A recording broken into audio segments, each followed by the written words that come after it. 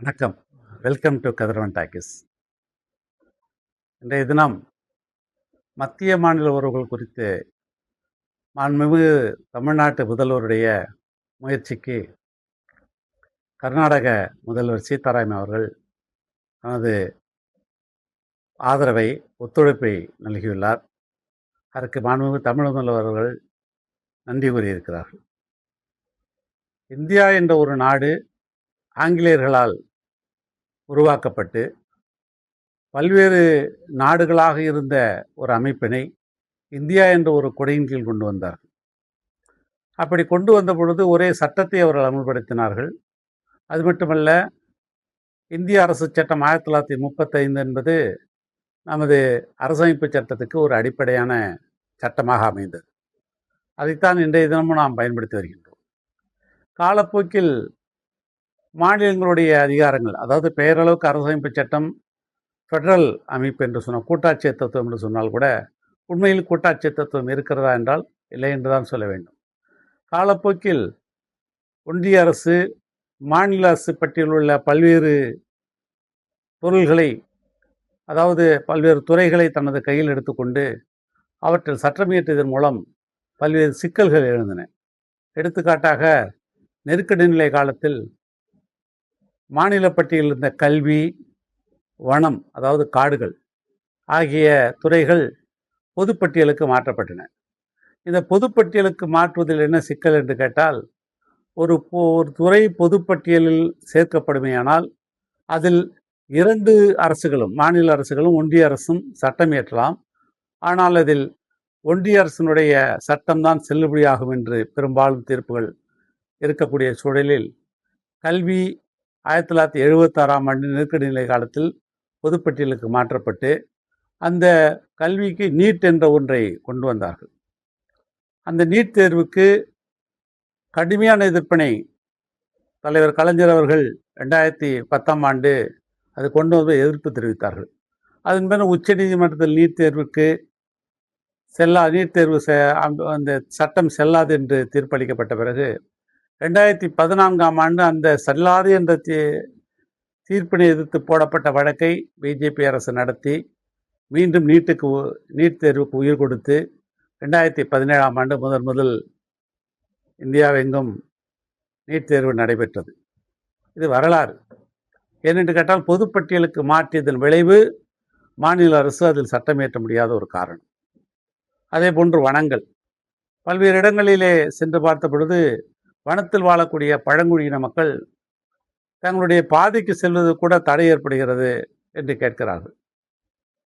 அவருடைய கேள்வியை வனத்துறையிடம் கேட்டால், அவர்கள் ஒன்றிய அரசுடைய சட்டம் புலிகள் வாழ வேண்டும் என்று அறிவித்துவிட்ட காரணத்தால் எத்தகைய அனுமதியும் பெறுவதற்கு ஒன்றிய அரசு தான் கொடுக்க வேண்டும் என்று தெரிவிக்கிறார்கள். இப்படி சிக்கல்கள் அடிப்படையில் எழுகின்றன. இதை களைவதற்கு 1969ஆம் ஆண்டு மரியாதைக்குரிய PV ராஜமன்னார் குழு என்ற ஒன்றை தலைவர் கலைஞர் அவர்கள் நியமித்தார்கள். அந்த ராஜமன்னார் குழுவுடைய நோக்கம் மத்திய மாநில உறவுகளை எப்படி சீர்படுத்துவது என்பது. இந்தியாவில் முதலாக ஒரு முதல்வர் மத்திய மாநில உறவுகளை எப்படி எதிர்நோக்க வேண்டும் என்ற ஒன்றுக்காக ஒரு குழுவை அமைத்தார்கள். காலப்போக்கில் அது மறக்கடிக்கப்பட்டு விட்டது. ஏனென்று கேட்டால், அதன் பின்னர் ஒன்றிய அரசு, மாநில அரசு பட்டியலில் உள்ள பல்வேறு பொருள்களை அவர்கள் மாற்றி மாநில அரசினுடைய அந்த பலத்தை, மாநில அரசினுடைய அந்த துறைகளில் சட்டம் இயற்றக்கூடிய அந்த தன்மையை மாற்றி அமைத்து விட்டார்கள். எனவே சமீபத்தில் மாண்புமிகு தமிழ்நாடு முதல்வர் முத்துவேல் கருணாநிதி ஸ்டாலின் அவர்கள் முன்னாள் நீதியரசர், உச்ச நீதிமன்ற நீதியரசர் திரு குரியன் ஜோசப் அவர்கள் தலைமையிலே ஒரு குழு ஒன்றை அமைத்தார்கள். அந்த குழுவிலே முன்னாள் IAS அதிகாரி அசோக் வர்தன் ஷெட்டி மற்றும் முன்னாள் பேராசிரியர் நாகநாதன், அதே போல உறுப்பினர் செயலராக பேராசிரியர் சீனிவாசன் ஆகியோர் இருந்து ஒரு அருமையான மத்திய மாநில சுயாட்சியில் கொடுத்த கருத்தை இங்கே அளித்திருக்கிறார்கள். அது பல்வேறு பொருள்களை ஆகிறது. அதில் குறிப்பாக கல்வியும், மருத்துவம், காடுகள் போன்றவை மாநில பட்டியலுக்கு மாற்றப்பட வேண்டும் என்றும், ஆளுநரை தேர்ந்தெடுப்பதில் மாநில அரசுக்கு பங்கு இருக்க வேண்டும் என்றும், அந்த மாநில அரசு தேர்ந்தெடுக்கக்கூடிய மூவரில் ஒருவரை, பட்டியலில் ஒருவரை ஆளுநராக நியமிக்க வேண்டும் என்றும், ஆளுநர் ஒருமுறை தேர்ந்தெடுக்கப்பட்டுவிட்டால் அவர் பின்னர் எந்த ஒரு அரசு பதவிகளுக்கும் தகுதியற்றவர் என்று அறிவிக்க வேண்டும் என்றும் பல்வேறு பரிந்துரைகள் கூறப்பட்டிருக்கின்றன.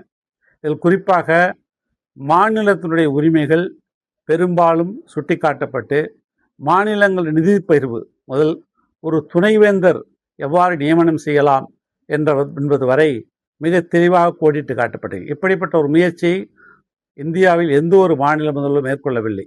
ஆனால் அத்தகைய முயற்சியை மேற்கொண்டு அதை மற்ற மாநிலங்களுக்கு அனுப்பி வைத்து சட்டப்பேரவையில் அது கடந்த வாரம் வைக்கப்பட்டது. அந்த அறிக்கை, மத்திய மாநில போக்குவரத்து அறிக்கை பல்வேறு மாநில முதல்வர்களுக்கு அனுப்பப்பட்டிருக்கிறது. அந்த மாநில முதல்வர்களை படித்து பார்த்து, மத்தியிலும் மாநிலத்திலும் ஒரே ஆட்சி என்பதை விட, மத்தியிலும் மாநிலத்திலும் எந்த ஆட்சி இருந்தாலும் மத்தியில் இருக்கக்கூடிய ஆட்சி மாநிலத்தில் உள்ள ஆட்சியை சமமாக பேண வேண்டும். இப்போ இதெல்லாம் நீங்கள் பேசுகிறத பார்ப்பீங்க, டபுள் இன்ஜின்லாம் பேசிகிட்டு இருப்பாங்க. ஆனால் டபுள் இன்ஜின் சொல்லக்கூடிய இடங்களில் டப்பா இன்ஜின் தான் இருக்கிறத எல்லாருக்கும் தெரியும். டபுள் இன்ஜினால் அப்படின்னா என்ன அர்த்தம்? மாற்றாந்தை மனப்பான்மையாக செயல்படுவேன், எங்களுக்கு வாக்களிக்காவிட்டால் உங்களுக்கு எதுவும் கிடையாது என்ற தான் நடக்குது. இப்போ பல்வேறு பொருளில் நான் சொல்லியிருக்கிறோம். இப்போ இருக்கக்கூடிய கூட்டணியில் இருக்கக்கூடிய அதிமுக கூட்டணி கூடிய அந்த பிஜேபி கூட்டணி தமிழ்நாட்டுக்கு ஒன்றுமே செய்யாமல் எவ்வளவோ செய்ததாக வாய்ச்சவடால் விட்டு போகிறார்களே, இது திரு எடப்பாடி பழனிசாமிக்கு நன்றாக தெரியும். எனவே அவர் இது குறித்து அங்கு கேட்டு தமிழகத்திற்கு சேர வேண்டிய நிதிகளை வாங்கி கொடுப்பார் என்றால் அவரும் சேர்ந்து தான் நாடகம் ஆடுகிறார். எனவே இவரெல்லாம் நீக்குவதற்கு, மத்திய மாநிலங்கள் சிறப்பாக பேணப்படுவதற்கு, இந்த நிதி பகிர்வு முறை சரியான முறையில் நடப்பதற்கு இந்த குரியன் ஜோசப் அவர்களுடைய இந்த பரிந்துரை எல்லோருக்கும் பயன்படும்.